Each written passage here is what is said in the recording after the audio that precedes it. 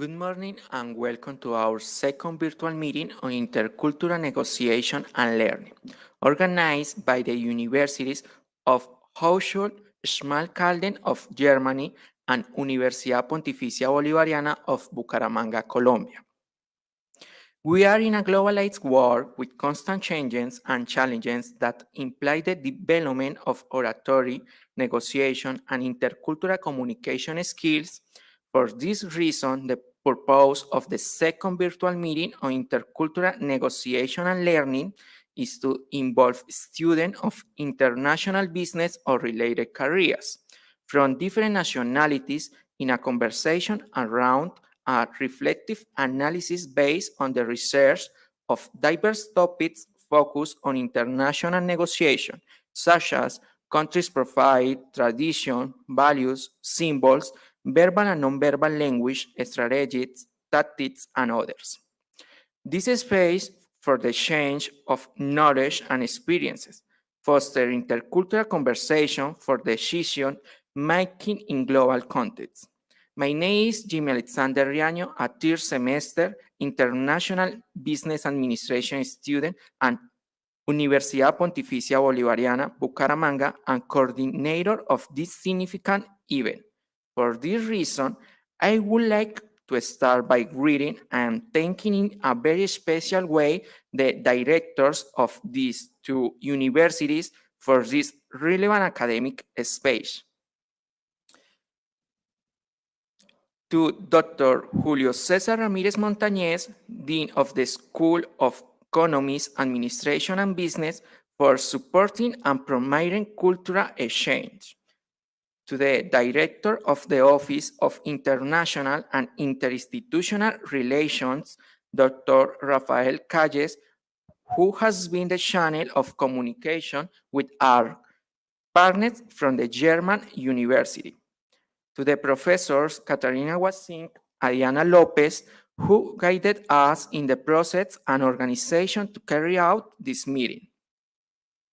Please receive a very special greeting to the students of the Hochschule Schmalkalden University who have prepared themselves to exchange their knowledge and experience about the culture of their countries they are from.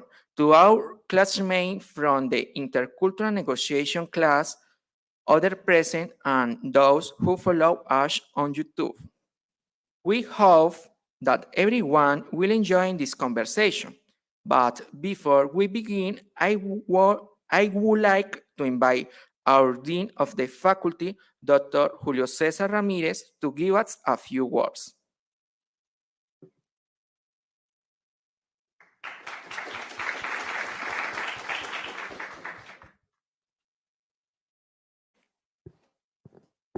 Good morning.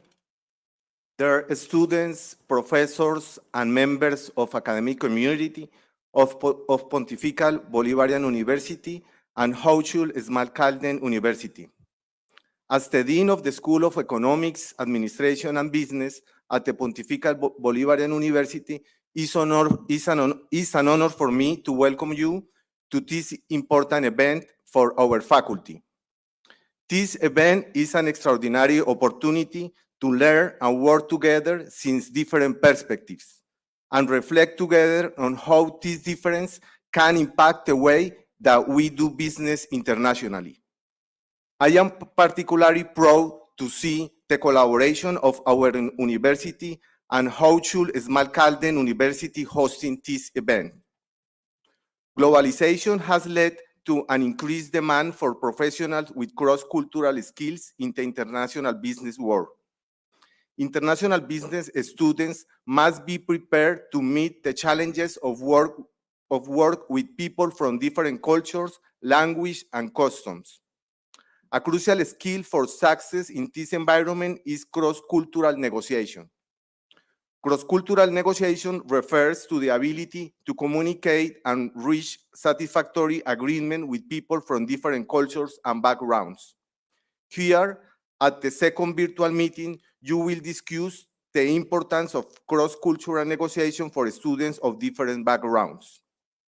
During this second virtual meeting, students from Germany, USA, Sri Lanka, Kazakhstan, Azerbaijan, Turkey, Ukraine, Bulgaria, Brazil, and Colombia will share their experience on cultural aspects relevant to international business.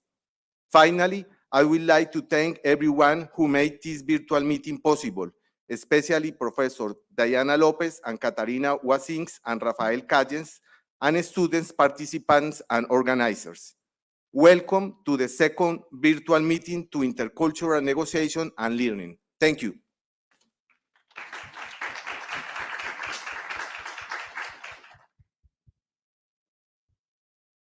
Thank you very much, Dr. Ramirez.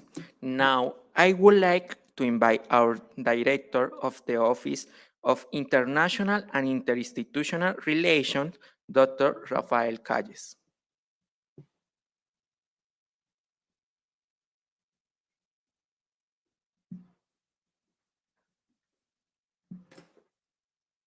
Good morning to everyone, to all the students that are present in this auditorium, also for all the invites in our channel of YouTube. My special greetings to the Dean of the school, Dr. Julio Ramirez, also to Professor Diana Lopez for made a reality this activity, and also a special greeting I want to extend this important special greeting to Professor Katarina Wasing and also all the management staff from the Hochschule University of Schmalkalden for all the support that you are trying to make with you and for this kind of cooperations. I want to highlight three important points for the start of this interesting scenario and activity that you will perform today. The first one is my former experience. I was an alumni of the International Business Management faculty only 3 years ago. And at that moment, I didn't expect that this kind of scenarios and activities had been made impossible because it's a reality that international communications and digital tools were performing very well, but after the COVID-19 pandemic, we ensured that it's possible to cooperate and it's possible to do international things virtually and also in presence with universities in Germany in this case, but also with universities around the world. The second one is that this kind of exercises are the real proof of the internationalization of the curricula and also internationalization at home. Many of you had the possibility to go abroad, and also we are also looking forward to promote your experiences in terms of international exchanges in other universities around the world. But this is a first scenario for you to know more about other country, in this case, more than 10 nationalities from students that are with us in this interesting scenario. So this is a first step for the future, for your professional, for your personal future, in which you will perform different activities in Colombia, but hopefully also around the world. And the third one is that I want to recall an important message that our dean has been sharing with us, is that this is the kind of real laboratories that we have in our school.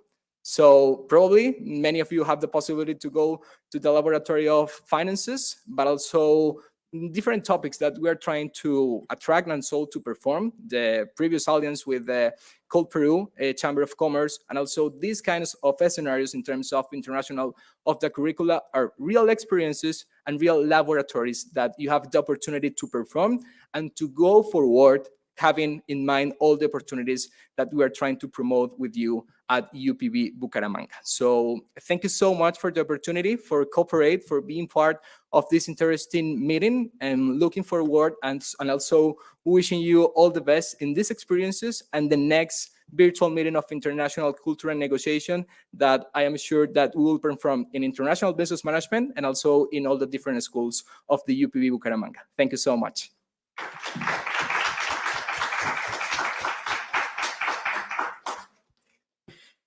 Thank you very much, Rafael. And finally, I would like to invite Professor Katarina Wasing. Thank you very much. Well, on behalf of my students, personal branding students of Hochschule Schmalkalden, I'm honored to be here today to express my gratitude to the authorities of Universidad Pontificia Bolivariana Bucaramanga, Colombia, and very especially to Dr. Rafael Calles and to Professor Diana Lopez for their efforts and the support in organizing this virtual meeting. We are delighted to be part of this COIL program, Collaborative online international lecture, and which provides a valuable opportunity for all students from different backgrounds and degrees to exchange knowledge and experience. I also want to express my appreciation for the research and collaboration from all my student ambassadors who will provide us with updated information in this intercultural experience. Your hard work and dedication are critical for the success of this program. Finally, we would like to send you warm regards from Schmalkalden, a beautiful fairy tale international town in Germany. We are very proud to be part of this global academic community and are excited to keep on collaborating together. We are very far, but at the same time, so near. We are just a click away. Thank you very much.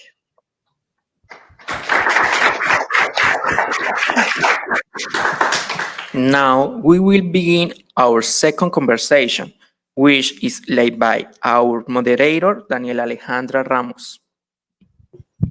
Hello, good morning. I'm Daniela Ramos, and I'm going to be the moderator of this meeting. It's a pleasure for me to be part of this very important event for the faculty. And I'm going to start with the modus operandi of the present meeting will be composed by multiple questions for each delegations and 2 minutes, and only 2 minutes for each answer. So as we can see, we have several delegations from different parts of the world and presence in the room, and which is very interesting since we will be able to know about the cultural diversity around the world. So first of all, we would like to know about who you are. Could the delegates introduce themselves and tell us an overview about your country and where it's located, where is the capital, who is in the power at the moment, and what is the weather like, and what language do you speak? Can we continue with the delegation of Ukraine, please? So, good morning or good afternoon, everyone. And Good morning. today we want to be an ambassador of Ukraine. So, first we can start with our country and explanation. Okay. And our country, Ukraine, is located on the east of Europe. As you know, it shares borders with Russia, Belarus, Poland, Hungary, Slovakia. We have our national language is, of course, Ukrainian. And about our power of our government. Yeah, that's the actual president of our country is Volodymyr Zelensky, and it's a government of Denis Shmyhal. Yeah, and also we want to say about our capital of our country and from which city we are from. And first of all, maybe to hear that our capital is Kyiv, and it's one of the biggest city of Europe and also the biggest city in Ukraine. And this city was founded around the 5th century. And what about personal about our cities? We are from different region in Ukraine. For example, me, I'm from south part of Ukraine, a city called Mykolaiv, and it's the center of shipbuilding. Yeah. Yeah, hi. I'm also the member of our Ukrainian delegation. My name is Diana, and I come from Sumy city. It is placed on the northeast of Ukraine, and there are 200,000 inhabitants. It's like quite an old city. It was founded by our Cossacks in 17th century. The city is really green and calm, and in the past it was the biggest European producer of sugar. Yeah, we are also representatives of Ukraine. A couple of girls, we came from the same city, from the Ternopil city. It is city in the west part of Ukraine, and it is called City of the Youth because there are many students and many young people in the city. The city also very green, have a lot of parks, a lot of activities such as festivals, concerts, and yeah. We also have a really beautiful pond in the city center, which is a really wonderful location to relax and enjoy the city. Yeah, and also, and also I want to add some maybe interesting information about Kyiv, our capital, and it's very interesting that our capital of Ukraine was founded by three brothers, Kyiv, Shekoriv, and named by the oldest brother Kyiv, and. Also, I want to add that in 11th century, Kyiv was the biggest capital in Europe at all. And also interesting fact about our capital that that symbol of the city is chestnuts leaves because there are so many chestnut trees in our city. So it's also very interesting fact. I would like to tell you about the weather in Ukraine. The climate has hot summers and pretty cold winters, especially in some regions. In the summer, temperature can hit 20 to 30 degrees, and in winter, it's mostly minus 20 degrees. It tends to rain more in the summer. Okay, thank you very much.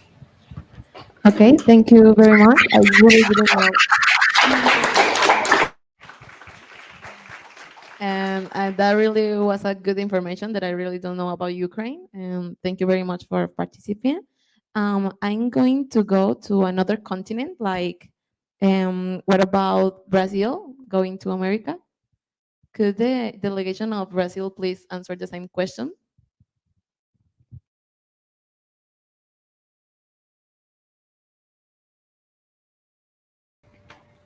Hello, my name is Luana, and I'm from Brazil. I am from the north part of Brazil. Um, my state is called Rondônia. It's near to the Amazon rainforest, of course.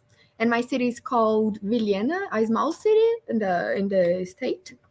And the interest fact, it's like the north part of Brazil has been excluded for a long time, and until recent days, we started to develop ourselves in agriculture, especially, and because of the late development, we have health and sanitarian systems that are precarious, and it's not really good, but it's true. They are from another cities in Brazil, and they can tell more about it. Hello, Hello, my name is Thiago. and I'm And- Victor. Yeah, it's Victor.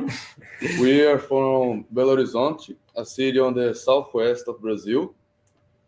The weather there is quite fine most time of the year. The winter is not too cold, But- almost like 20 degrees. It can get a Maybe. little colder, but Little because colder. it's considered a mountain state, we have a lot of mountains. The main export is like iron, Yes, the main Minerals. sport in our states and the state is iron ore, actually. and the state is even called Minas Gerais is if they translate that's mines for everyone, but we don't translate, but because we have a lot of mines, it's a good important thing to have. Our capital city is Brasilia. It is located in the Midwest for strategic reasons, because the most important and biggest cities are located on the coast of the mainland, so it will be easy to be attacked. So that's why Brasilia is in the middle of the country for strategic reasons.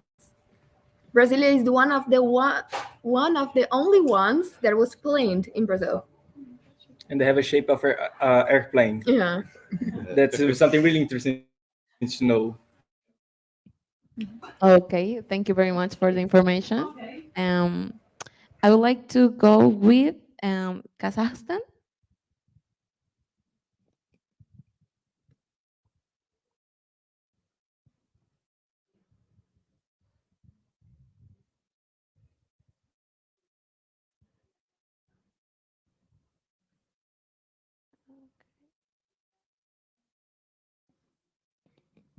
Okay, so is there Kazakhstan, or we can go with another country? So the question is go for Bulgaria, please. Could the delegation of Bulgaria answer the question?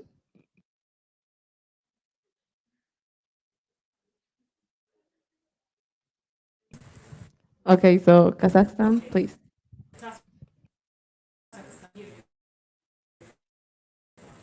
Oh, yes, I'm here. Do you hear me? Yes, we hear Good you. morning. I'd like to the Kazakhstan. It's ninth largest country in the world. It has a length of 2.7 million kilometers.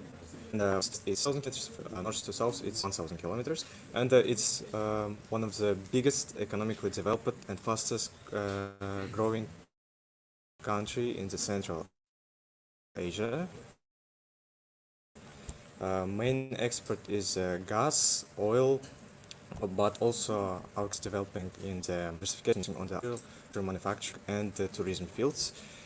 About our leader, I would say that our current president is Qasem Jomart Tokayev. He is a really good diplomat, director of the UN office at Geneva from 2011 to 2013. I'm from the capital of Kazakhstan, and the interesting fact about the capital is that it's the most renamed city in the world. So it like renamed 5 times from Akhmolinsk, Zelenograd, Astana, Nur-Sultan, and again in it. So can I say about my country that around 50% of the people here are younger than 30 years, under 30 years old, and almost 25% are younger than 15 years old. So we're really developing. We're having a lot of startups, a lot of economic growth. In the numbers that Kazakhstan in export, it's number 55 in the world. So we're exporting around $55 billion cost of goods, and importing 47.5 billion Sorry. cost of goods. About the weather, so in Celsius in the north, -5, 1.6 in the south, and so it's yeah. Okay, thank you very much for the information. So going to another country, I would like to ask to the United States the the same question, please.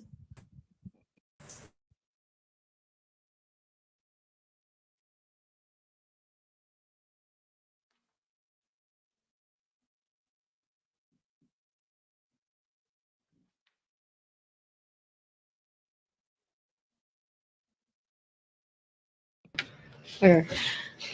So, good morning, everyone. My name is Naya. I'm from the state of South Carolina. I'm Krista, and I'm from South Dakota. I'm Ranisha. I'm also from South Carolina. So, one important thing we'd like you to know about the United States is that right now the weather is very hot. I know the U.S. is not currently on the metric system as everybody else is. So, there it is. We had to convert it. It's 32 degrees Celsius right about now. It's probably even higher today. But yeah. The weather is a bit different in South Dakota, so it's not as hot as South Carolina. Right now, it's probably like 50 degrees Fahrenheit. Sorry, I can't translate that.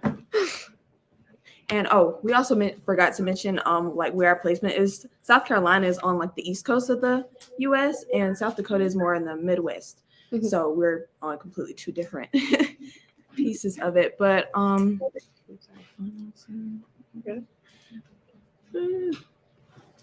so one thing also like especially focusing with business in the US alone is that a lot of young people are really encouraged to start their own businesses, not even just young people, but people just in general. We are currently really in a movement of self-employment, self-entrepreneurship and things like that. So right now it's a really big push. So, if you ever do come to the US, making a business isn't all that difficult. And, there's a lot of loans and everything else the government kind of helps with in order to aid in that. And one of the interesting things about doing business in South Carolina is the low labor cost there and the living cost there. So starting a business would be very advantageous in South Carolina as well, specifically. And also, even if you're not that great at English, there's a lot of languages spoken in the US because we are considered the melting pot. We have a lot of different cultures, languages, and things like that. So, it's always easy to find people who come from exactly where you are from as well. So, yeah, I guess that's basically for business. Okay. Thank you very much. That was a really good information for the USA, and I think that we're really near, and that's important to know, and that you have a lot of cultures and idioms that the people can go easily. So thank you very much. I would like to ask the same question for India. Could India answer the question, like, please?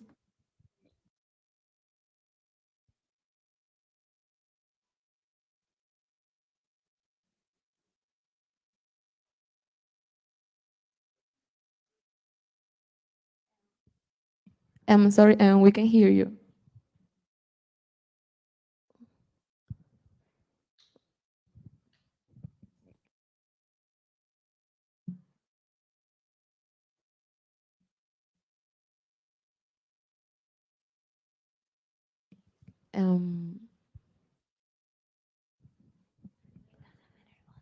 Doesn't matter. We go in a few minutes with India. So we're gonna start with Azerbaijan. Like the same question, like they introduce themselves and tell us an overview about your country.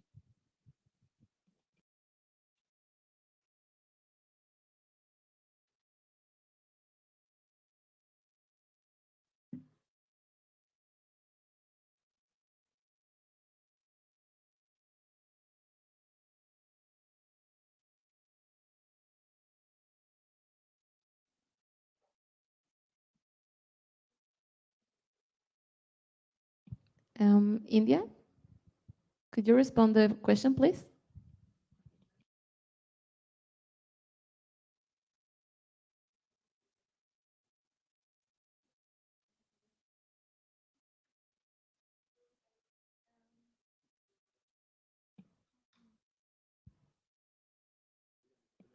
Okay.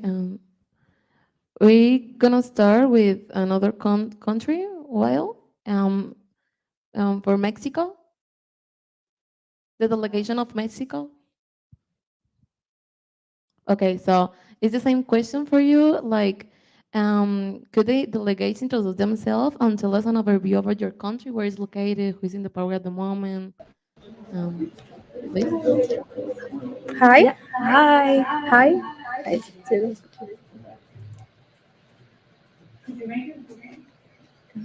But- Hi. Well, we're from Mexico. Maria Fernanda and Andrea. So our flag is the one that you can see in the background. And the capital of Mexico is Mexico City, the Ciudad de Mexico. We both live in Merida, Yucatan. Yeah, which is in the southeast, in the peninsula of Yucatan.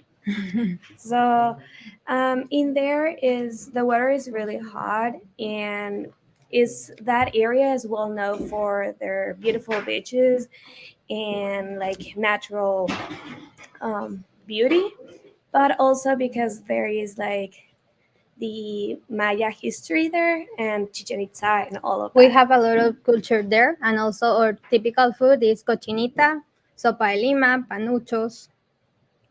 Yeah.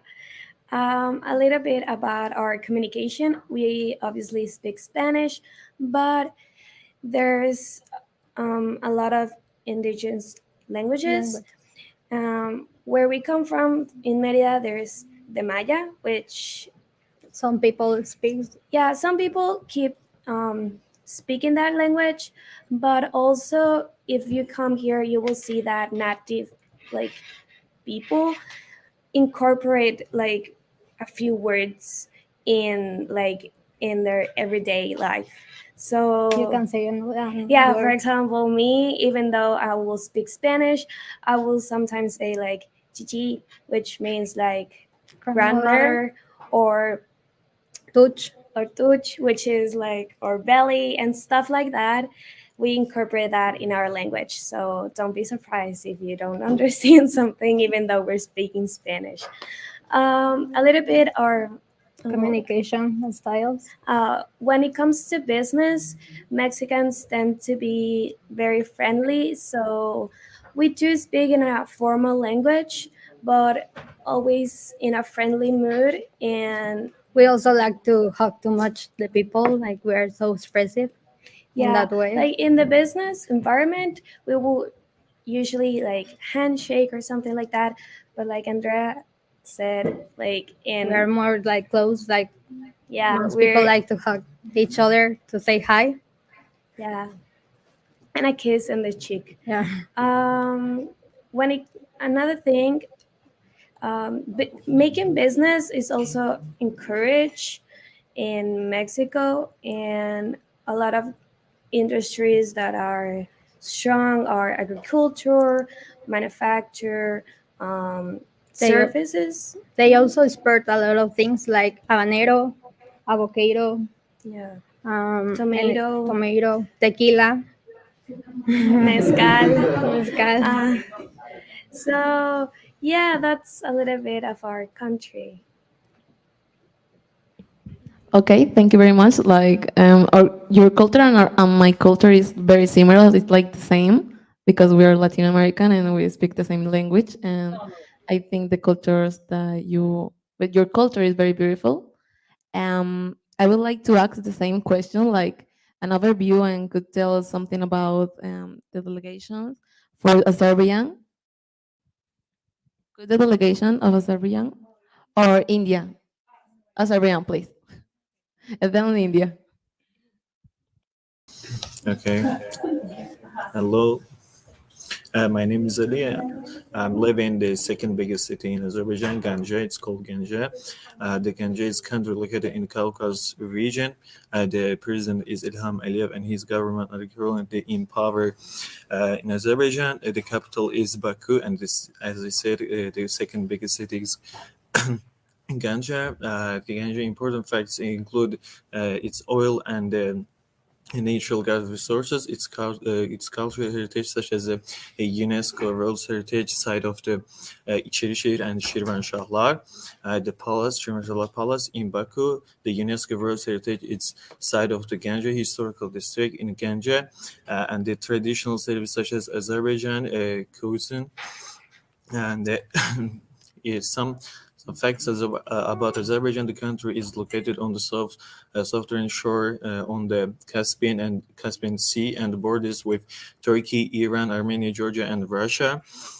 And, and then the weather in Azerbaijan, as it's mostly in the winter cold, and in a cold, but in the summer it's kind of humid and hot. The And then the Baku is as known cultural, commercial, and politician center of the country.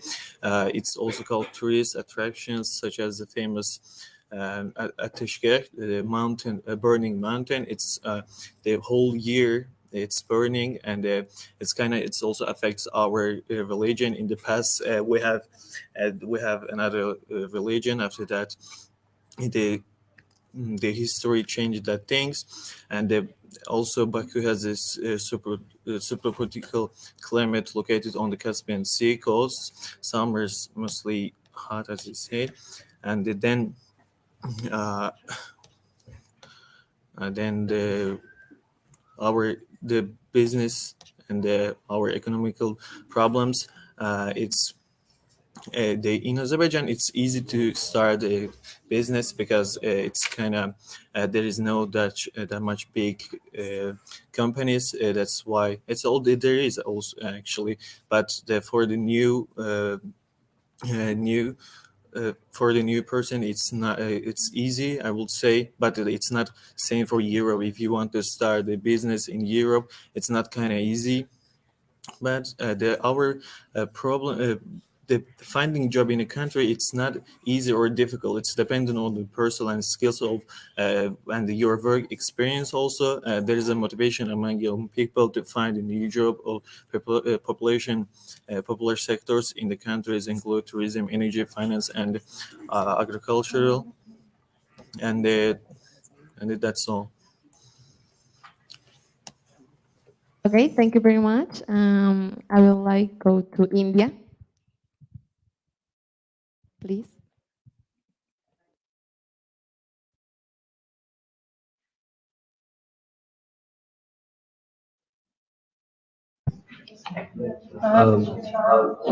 You have to put it here. Yeah. Un moment. Yeah. West India. Yeah, you can start. Hello everyone. Sorry for the inconvenience. I hope you can hear me now. So, as India, is the south is the South Asian country, and India's capital city is New Delhi, and it's located in the northern part of India, and as I speak about New Delhi, there are it's very heritage, there is various heritage places Delhi, Delhi gates, and also Taj Hotel, and there are so many things that you can visit there if you come there. And I'm specifically I am from the western part of India. It's called Ahmedabad. The state is Gujarat, and Ahmedabad is very well known for the its famous food, and also we as I say, our prime minister, he's from my state, so I think there's many people don't know, but he's from my state, so I'm really glad that he is, because from it's all people knows that from my state usually who they really like to become entrepreneur and start their business. And as I speak up, and in India there are two official languages. It's Hindi and English, which we use more in our professional in businesses. And but it also depends on the region where are you in. If you are in different state of India, I'm from Gujarat, so we also use Gujarati there. And if you are coming from another state like Tamil Nadu, so we also use Tamil and English there. So it depends on the region where are you coming from. And as we know also in India there is so many religions. We have Hinduism, Christian, Buddhist, also Muslim, Sikh. So there are many religions. And as we know also, India is now currently is in the first position in global population in the world. So as for that, I think it's a very main reason that if anyone would like to do a business in India, they this is the main point, that because there is more population, then later they need more, there will be more business, and also employment they will be open for all people, so it will be really nice. So yeah, thank you so much. Okay, thank you very much. I would like go to Bulgaria. Um,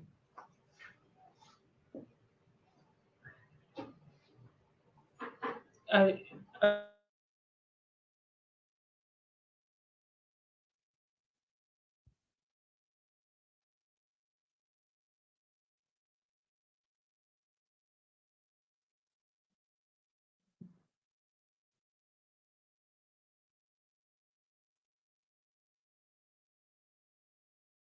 Radosin Stefano. Hold on.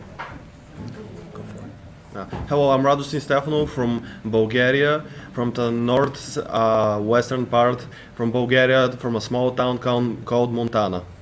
I'm Bill, also known as Božidar Nitiv. I come from the south part of Bulgaria, from a little city called Stara Zagora. We're going to talk to you about our country for a bit. There's a lot of very interesting facts about Bulgaria that we'd like to share with you today. One of them is the most pleasant smell in the world, the rose oil that we export the biggest amount in whole Europe, in the whole world even, about 80% in the whole world. As well, we do export copper, wheat, as well, one of the biggest producers in Europe. But at the same time, we do export many other goods that the young people are actually just starting to open their own new businesses. As we do eagerly welcome you in Bulgaria if you wish to open your own business, as of this moment, as of the political and economic situation of Bulgaria, it's actually pretty easy to open even your own business through the internet online. What do you want to work? Actually, that's actually really easy, as in Bulgaria we have multiple possibilities that you can work anything from computer science to programming, to if you like to be more of the agricultural side of the Bulgaria and participate in our Rose Festival in the Stara Zagora. In Stara Zagora. There's also a couple of other things that Bulgaria is known for. The other one is its many old Roman baths. There's a lot of different ruins, museums, and just artifacts that have been discovered in Bulgaria in general. The country is one of the oldest countries in Europe. It has one of the oldest cultures as well. There's a lot of mineral baths in Stara Zagora. There's also like other mineral baths throughout the whole country itself. Like there's one of the some of the oldest man-made structures can be found in my city, dating back to 6000 BC. There's a lot of different things, like the weather itself in Bulgaria. Obviously, Bulgaria has all 4 seasons. Where I come from personally, it's on the sunnier side. It's where some people go to have a bit of a vacation. His side, which is a lot more warmer type, a bit more humidity, but at the same time we're not walking inside history as well. We do have one of the oldest buildings in our town. That's a watchtower from the Roman era. But at the same time, my town specifically, was actually created around 1800 BC. As it had 4 different names. One of them were pretty much Ferdinand, when our Bulgarian king made a town. After that, it was actually renamed to Mihailgrad, and later on, through the modern era, into democratic, it was renamed to Montana. The Bulgarian people in general are much more direct. They're, I would say, even more blunt. If like Bulgarian people are like very haughty, they're like, if they want to compliment you, they will compliment you. If they see something that they like about you, they will say it. They're very direct and they're very truthful. In that regard, they're very blunt. Like if you ever visit Bulgaria, like if there is something that people like about you, or let's say they don't like about you, people will mention it. People will talk about it. The currency in Bulgaria is lev. Like we've been using it for a very long time. But we are planning it to also switch into the year 2025, January, 1st of January. We're going to be switching to euro, at least by the Bulgarian government plans. Yeah, that's good. Okay, thank you very much. And that was a really pretty good information about your country. Next is Turkey. Can please do a short introduction about your country?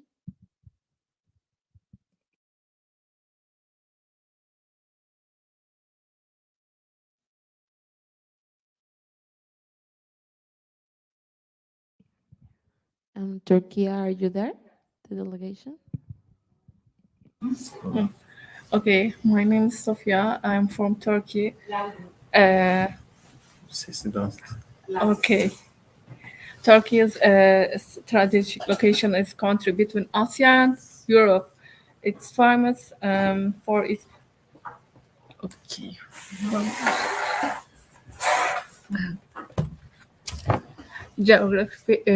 geographic location is historical and cultural riches, beautiful natural lands, and religious food. Its capital city is Ankara, and but also has many large cities. Istanbul. The country's population is up, 84 million people. The majority of the Muslim. Muslim. Uh, The Turkey Democratic Republic with separate legislative, executive, and the judicial branches. And the Turkish economy right now it's kind of be like different, and but mostly the many tourists comes and they're also in the next to. Black Sea, they found the new gas, and yeah, it's. I hope it's gonna be get better.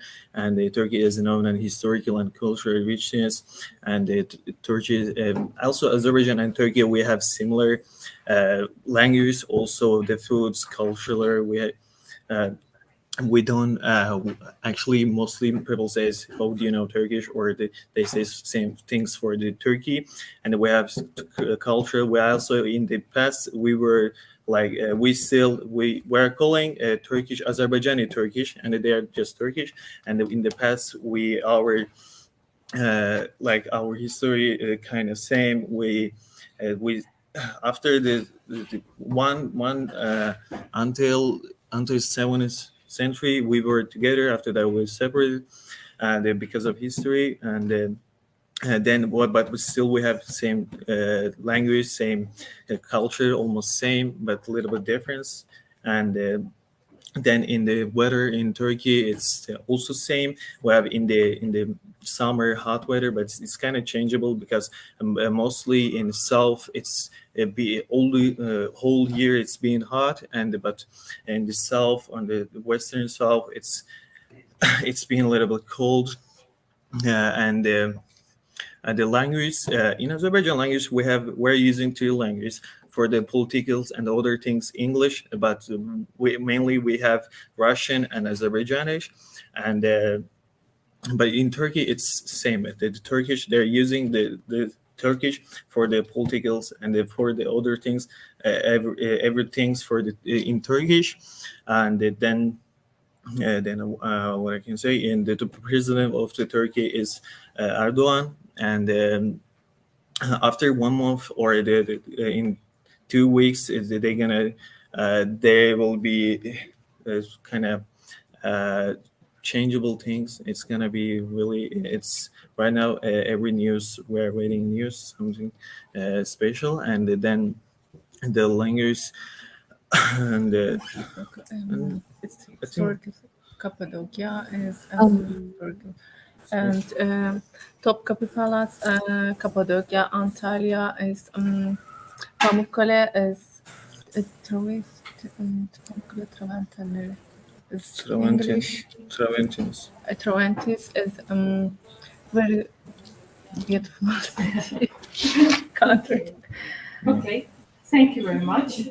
Okay, thank you very much. For the next question, the next country is gonna be Sri Lanka. Could you make a short introduction about yourself and the country?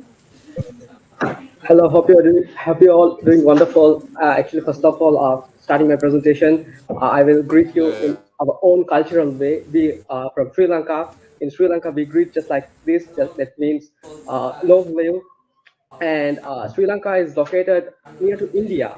It's just like teardrop. It will look like a teardrop near to South India, and its distance is just like 58-kilometer distance. And India, sorry, in Sri Lanka, uh, capital is Colombo, but I'm coming from Kandy. In Colombo, it's a really good place to for the tourism and all. Mainly in Colombo, for example, there's a lot of beaches. In our country is an island, so it's more than business. I will say our country is more famous for the tourism. So in that case, for example, in Sri Lanka, in Colombo, there is a Colombo port. So that is the most busiest port in the world. Just like top 25th most busiest port in the world.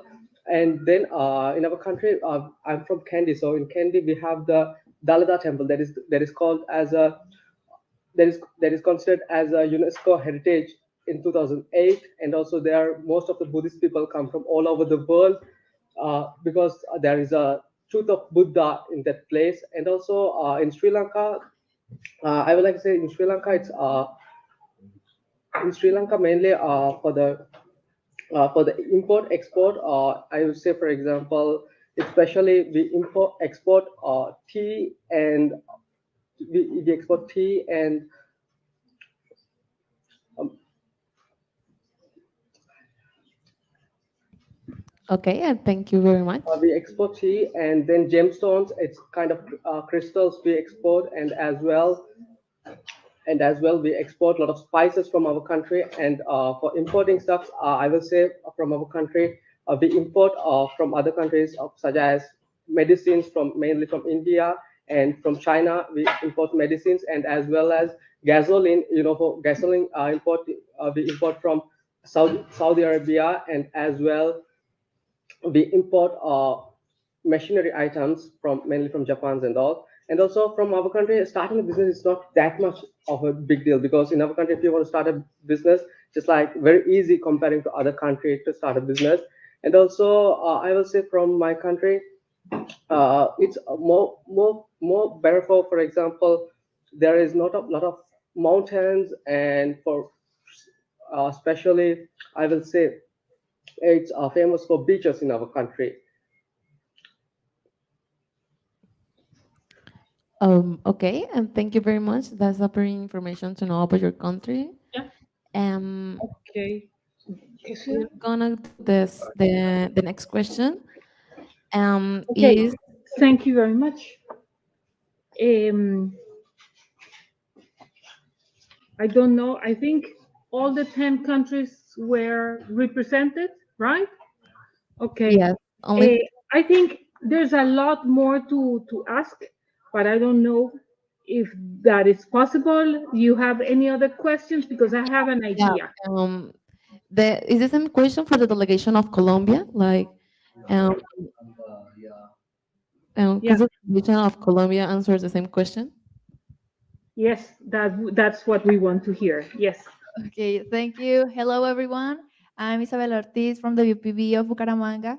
Bucaramanga is a beautiful and a small city of Colombia. Colombia is located in the northwest region of South America, bordered by Venezuela, Ecuador, Peru, Brazil, and the Caribbean Sea. Our capital is Bogota, and our currency is the Colombian peso. We are one of the most biodiverse countries in the world with a wide variety of landscapes and ecosystems. And the president of Colombia is Gustavo Petro. And the Spanish is the official languages. There are also other indigenous languages. Actually, we have more than 65 indigenous languages.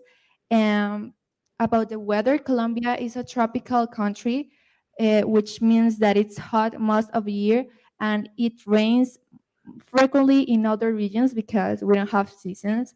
And we are known for being sociable, passionate, friendly, and enjoy spending time with family and friends. Okay, that was a little bit of our culture and my country. The next question is for um, um okay, so the what is the most important exported product of the country of Colombia? And then we're gonna ask for the countries that don't answer the question. Hi, my name is Karen.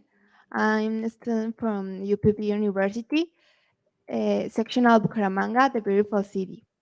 And the main exports in Colombia are petroleum, oil, coffee, and flowers. And the main imports in Colombia are chemical products, food products, fuels, and textiles. The six things to start a business in Colombia is the favorable business environment and the growing economy. And the young people want to start a business in Colombia because have a growing economy and a prosperous future. The most difficult to start a business in Colombia is the high pay tax and also mm, the financial dependence because the government don't have the new companies. So this is the most difficult. But now, however, the Colombian government try to implement new strategies for improve the business in the country. Okay, thank you very much, the delegation of Colombia. And I would like to know how is the religions and the culture and a little bit of the music, what about the food, the traditions, the customs, or the country of Brazil? Could the delegations of Brazil answer the question, please?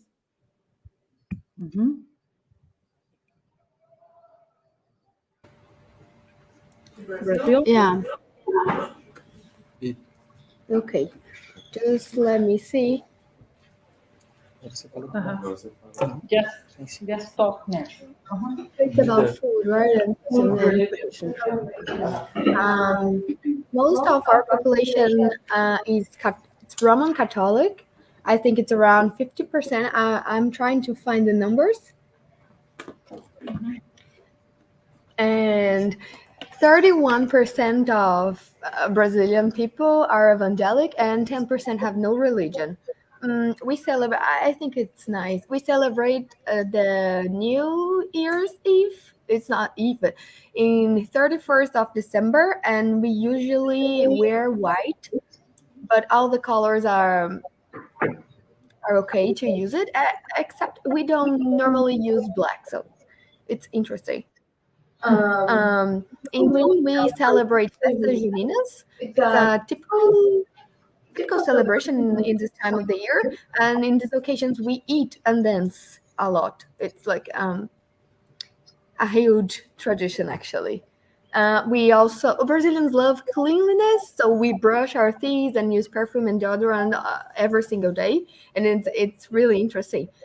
And we usually greet each other with a hug, but handshakes are normal in some part of the country. For example, from the north part, men usually greet other men with a handshake, and women greet each other with a hug. It depends on the region. Hi everyone, my name is Juliana, and Brazil is a huge country, and a lot of states there is different cultures, and I would like to invite everyone to our carnival. It's a traditional party in our country, and it's very important, famous, and I'm sure, and I'm certain that you will appreciate it because Brazilians are very happy, and our culture, our population are very happy to celebrate for everything. And by the way, our food is very special. We have pão de queijo. You need to taste it, and because ours, we come from Minas Gerais. It's a southeast part of Brazil. So our food, our feijoada, it's marvelous. But by the way, that's it. In the Festa Junina food, it's really good. Like not all the traditional foods. And the fun fact is because Brazil have a lot of like, for example, they have a lot of immigrants used to have a lot of immigrants went to Brazil. For this reason, we have a lot of different foods from all around the world, and we kind of, for this reason, we because we don't have all the ingredients, the typical ingredients, and for this reason, we adapt a lot of foods from all over the world. Yes. And Exactly. and another thing. Something else about Brazil that is really interesting. It's also has to do about our city in Brazil, that is Belo Horizonte, from where most of us live here. So we have, on average, 28 bars per square kilometer. It's the number one city in the world in number of bars, according to the New York Times. And it's a good source of money for the city, and also the food. We have a contest of it's called comida de boteco, which is the food they serve in this kind of places, and it's mostly finger foods, and it's really tasteful. It's wonderful. We have a concert about it. So like, and the bar that wants obviously has a lot of prestige, and yeah, it's really nice. You just have to be careful to not fall in love because you will if you go there. Yeah, that's it. Thank you. Okay, thank As you a very manager, much. I always have a bar open for you. That was very delicious, and I really like Talking your about culture. our Thank you cachaça, for because comparing all Brazil that. is a country that has a lot of vegetation. And talking about tradition, cachaça, it's a famous production in our country, and we export it for several countries, and it's wonderful. Uh, we recommend for everyone. Yeah. Cachaça is made by sugarcane, and we use it to do caipirinha. You probably know it, so Yeah, it's a really famous tasty. drink. Yeah. And you have if you have the chance, try the homemade, not like more not like big production. Yeah, not Yeah, industrialized. The homemade ones. the homemade ones, really good. And if you do it, you can like incentivar, like stimulate local producers. So it's really good. Okay. Okay, thank you very much. I would like to invite you to Colombia to visit one day, and we have the open door for all the people that would like to come here. Um, the next is the same question for Ukraine. Ukraine can answer like, where is your culture? How's your culture? The traditions, the food. Could the delegation of Ukraine please answer the question? Yeah, hello. Okay, guys, please turn off your mics. So now we are talking. Yeah, about Ukrainian traditions. So basically, Ukraine is situated in the Eastern Europe, and most of the countries in the Eastern Europe are not Catholic, but they are Orthodox. The difference is in calendar. So we celebrate Christmas a week later than the Catholics. So in our country, it is on the 6th of January. And after that, we also have like Easter, but it's also like a week later than the Catholics. We also have some holidays that come from ancient times, for example, from Kiev and Rus. It's called like Ivana Kupala. So like girls, they make flower wreaths and they put it on the river. They like flow. And yeah, that's it. And one of the most important holidays in Ukraine is Independence Day, because like as an independent country, we are really young, only like 30 and something years, and we celebrate it on the 24th of August. Yeah. Maybe my colleagues will tell you more about our really nice cuisine. Who wants to add? Okay, first of all, maybe girls single it a little bit, but I want to add that for Easter, we also prepared something like called Easter cake, and it's also a symbol of really goodness and food and so on, that every family need to have a lot of food in their home, so it's like a symbol of it.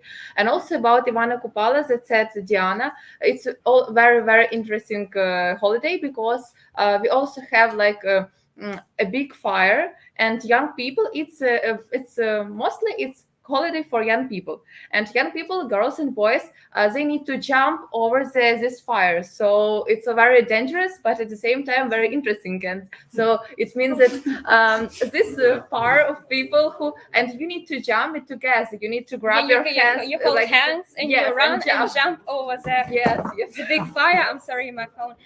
Yeah, and also about cuisine. So basically, Ukrainian cuisine consists mostly of vegetable and something made out of dough, and that is boiled. For example, vareniki, it's like dumplings that are made with different stuffings, like they can be with cherries, with cottage cheese, with potatoes, etc.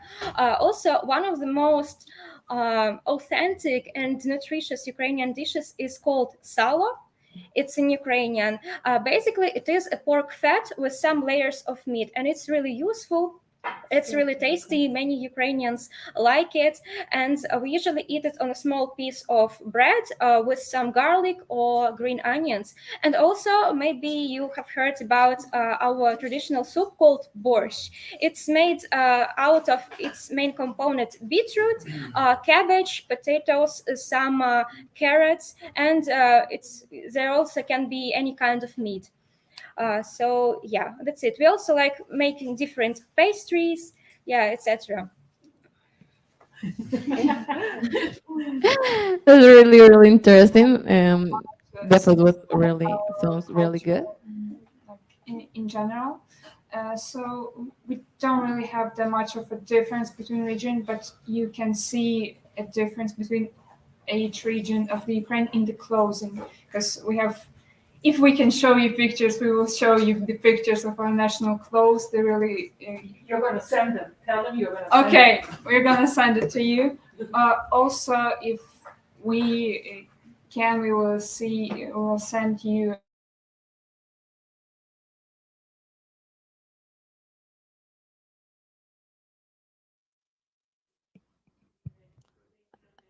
The internet is bad.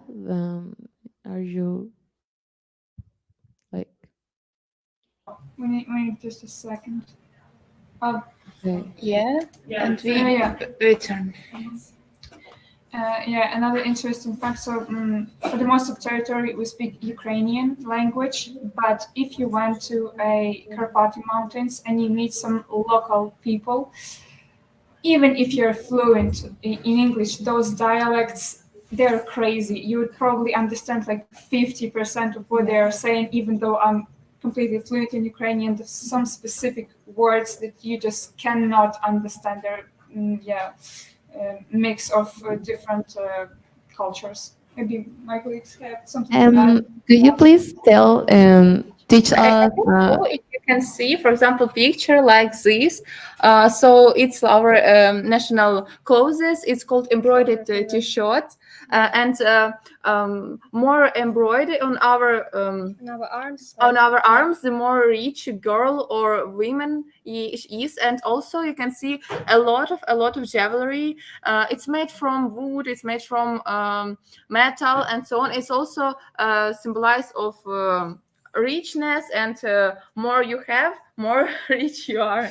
Yeah, and about like how do we greet in general? If it's like it's a formal one, we usually just like shake hands with right hand usually. If informal, we hug each other. And like to say for greetings, we say either hello, or now it is common to say slava. You say slava Ukraini, like it means glory to Ukraine. Yeah. And the person answers Героям слава, like indeed. Heroem glory. Yeah. Heroes Glory to the heroes. Yeah. Okay. Please, could you teach us a word or something in Ukraine, please? Something short.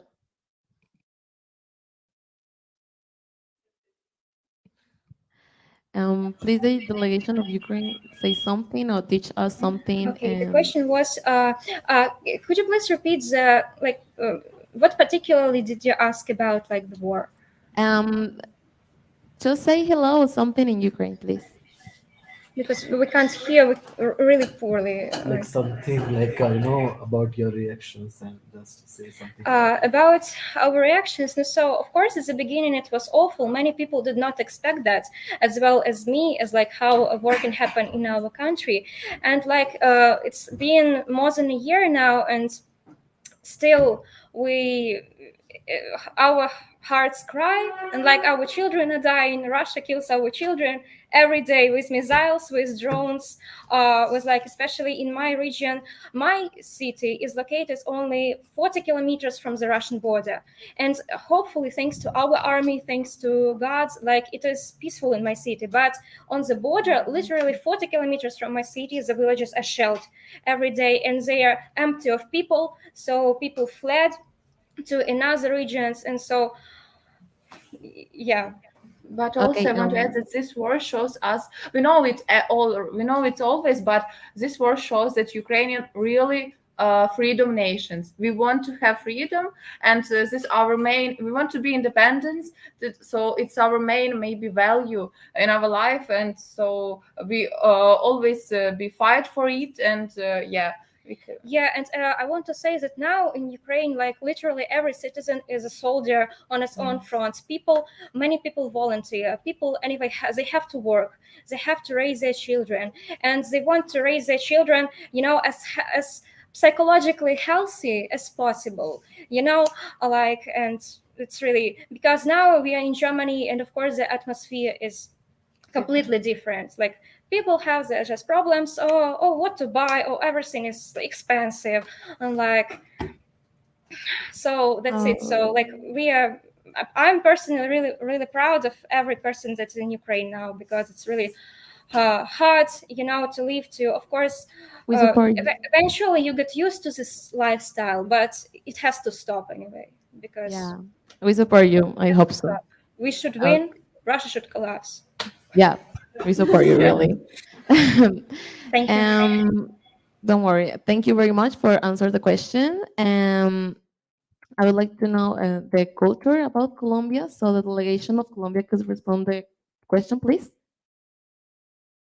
Okay, I want to talk a little about the traditions, and I think that Colombia is a country which express that a variety of artistic traditions and customs. For example, the music is so important for the Colombian culture, and we have a lot of genres such as cumbia, vallenato, reggaeton, and the most famous artists are Shakira, Maluma, Carlos Vives, and about the food, the Colombian food, it's so diverse, with influences from indigenous, European, and um, African cuisine. The most emblematic dishes of the Colombian gastronomy are the bandeja paisa, which is include rice, beans, avocado, and arepas, which are corn dough breads that can be eaten in any time of the day. Um, the ajiaco, which is a soup made with with chicken, sorry, with chicken and corn, potatoes, and other ingredients. And these are just a few of the great variety of food that can be found in each region.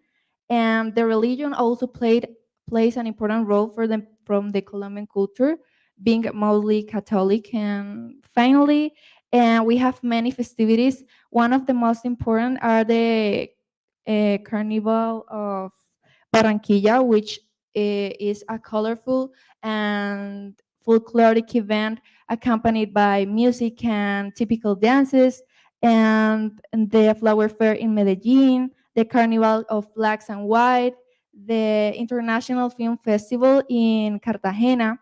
And yeah, we have really nice festivities, and I take this opportunity to invite you to visit us. And uh, we are always open doors if we want to taste a little of the Colombian culture. Okay, and thank you. I hope that you know about our culture, and it's very nice. I would like that all of you know about a little bit of how is the communication style commonly used for the negotiation in Colombia. So I would like with the delegate. Hi, good morning. My name is Maria Jose. I'm also a student of the from the Pontifical Bolivarian University. I'm gonna talk about the negotiation style in Colombia. Where the negotiation style in Colombia typically involves a direct and assertive communication style. Also, it's important to build a personal relationship, and the trust is a often key part in the negotiation process. Okay, thank you very much. So I will go to move to another continent. Like, what about Bulgaria? Could the delegation of Bulgaria say how is the communication style and commonly used for the negotiation in your country? Hello. The communication style in Bulgaria is very much so direct. Everyone, we in Bulgaria, we really do not like liars. Like, we value truth and honesty, very much so. Could you repeat what your second question was, by the way? Okay, the question is, how is the communication style commonly used for the negotiation in your country? For communication in my country. Yeah. For negotiations. I would say we value honesty. Like if we were to sit down in a negotiation, we would have our hands on top on the desk or like on the table. That shows honesty. That shows that you're like we also like very much so like look each other in the eyes. Like if you let's say I'm talking to someone and especially during a negotiation, if I don't look at them in the eyes, that implies that what I am saying is a lie. I am lying to them, either that or I don't feel comfortable talking. Yeah, I'm not exactly comfortable communicating to the person I'm speaking to. So like it's very important. Those are like very small things, but people will notice it in Bulgaria. Like let's say putting my hands on the table and like just having constant like just looking each other in the eyes. Okay, thank you very much. I would like to know this same question for the Mexico. Could the delegation of Mexico please answer the same question?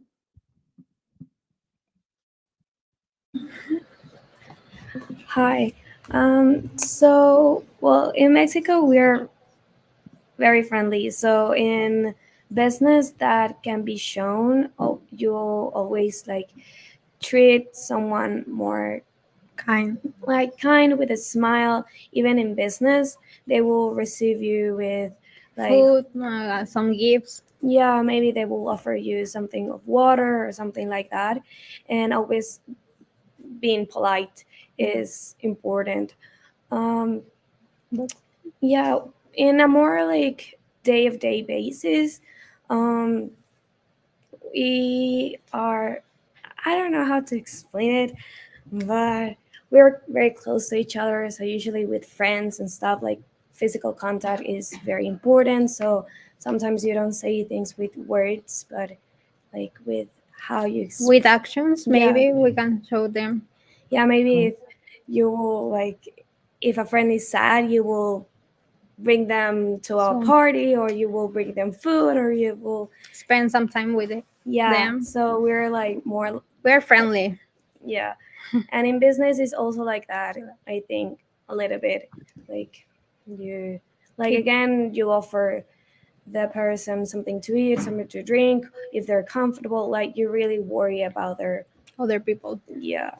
So Okay, thank you very much. We have a guest from Japan here in the room, so we'll want to that the Japan share something with us. So I would like to ask you, how is your culture, the religion, traditions, the customs, something important and something that we don't know about the Japan, please. Hello, everyone. My name is Hiroki. I'm working in Bucaramanga as a JICA volunteer. And I would like to present about Japan.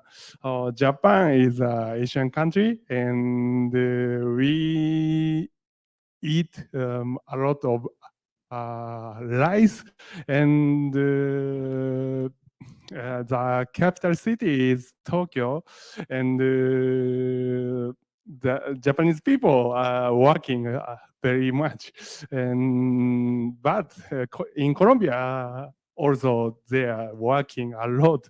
That's why I'm not missing the Japanese culture. It's very similar to the culture of Japan and the culture of Colombia. Thank you. Okay, thank you very much. Do you have any question for the Colombian delegation or the delegations of the Germany? Is something that you want to know about any culture or any country? Hello, this is Bulgaria, or it is Radosin. Mind asking you about your traditions, about your food, a bit about your culture overall.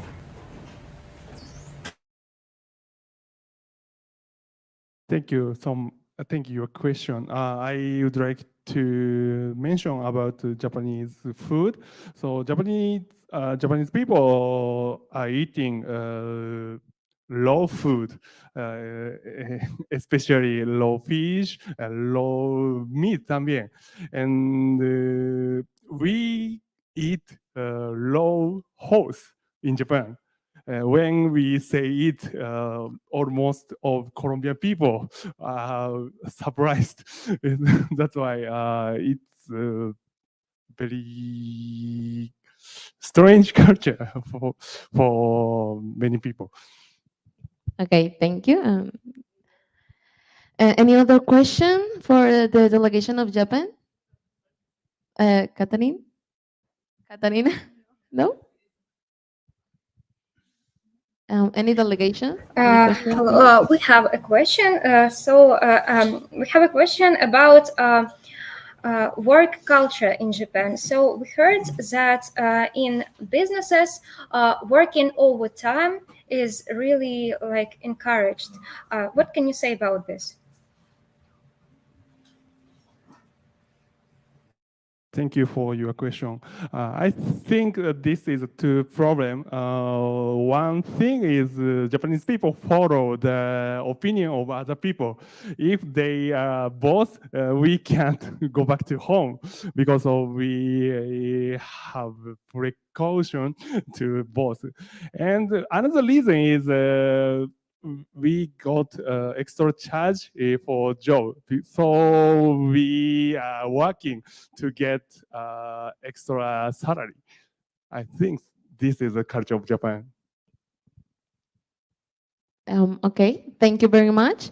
I have just one. I just have one question for Japan, because you talk about how much Japanese people's work, and how about your like free time or holidays, or when you take a break from the work? What Japanese people likes to do in this free time? Yes, thank you for your question. When I was working in Japan, so I was working from 8 a.m. to 11 p.m. or 12 p.m. That's why so I was so tired. That's why so weekends I take rest to prepare a job. That's why so I wasn't satisfied with Japanese lifestyle, but in Colombia they are working a lot, but so they can change their mindset. That's why so I am satisfied with the life of Colombia now. Okay, thank you very much. That was all the Professor Katarina.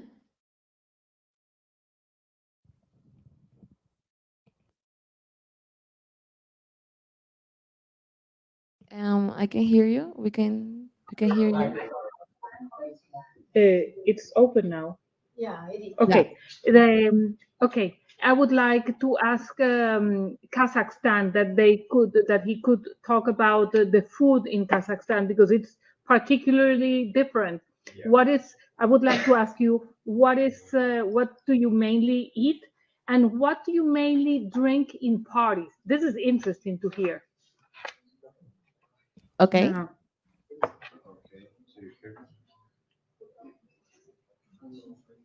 Yes, you can. Please, can you put Kazakhstan in the monitor? Yes, wait a minute, please. Mm-hmm.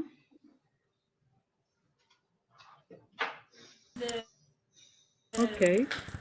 Perhaps you don't know that, so it's interesting to hear. It might be shocking for everybody here and in Colombia, especially because we eat horse meat.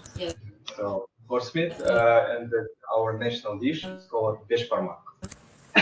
So what is a beshparmak? It's noodle soup served with meat and onions and kaza.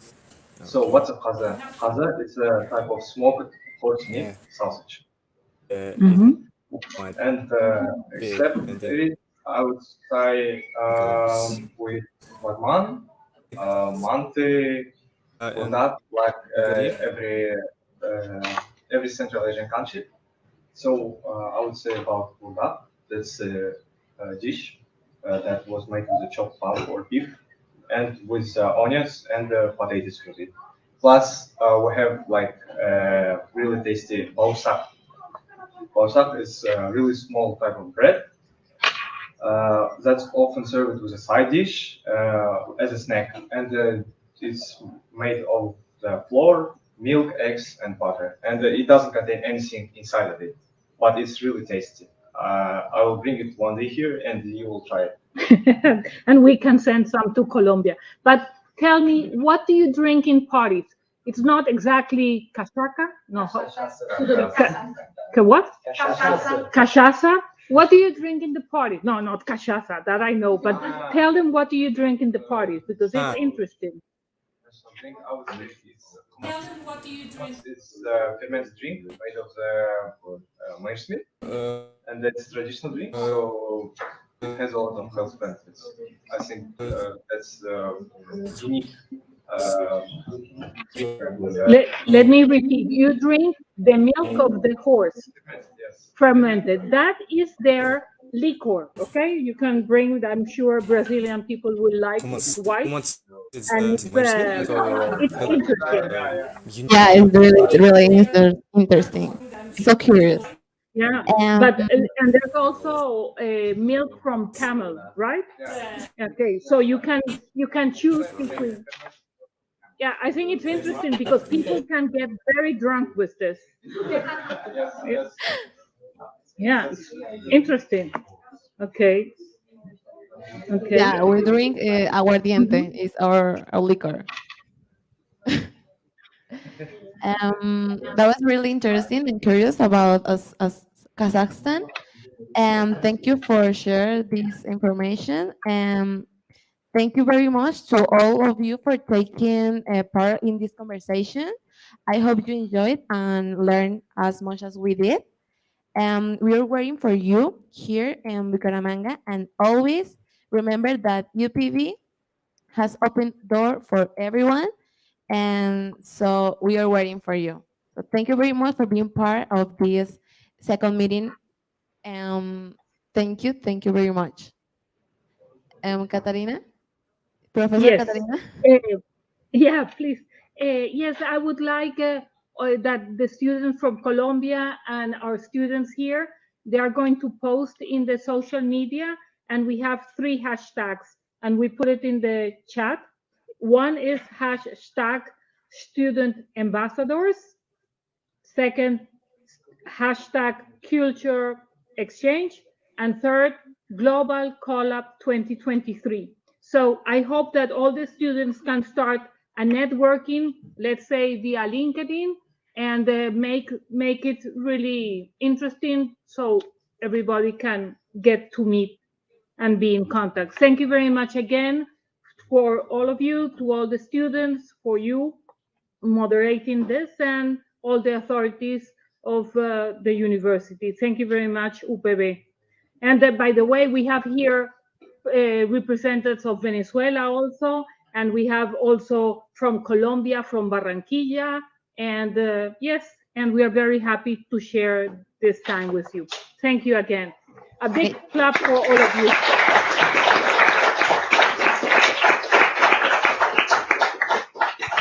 Thank you very much. I will do the networking with all of the students. Thank you. Thank you for participating of this conversation.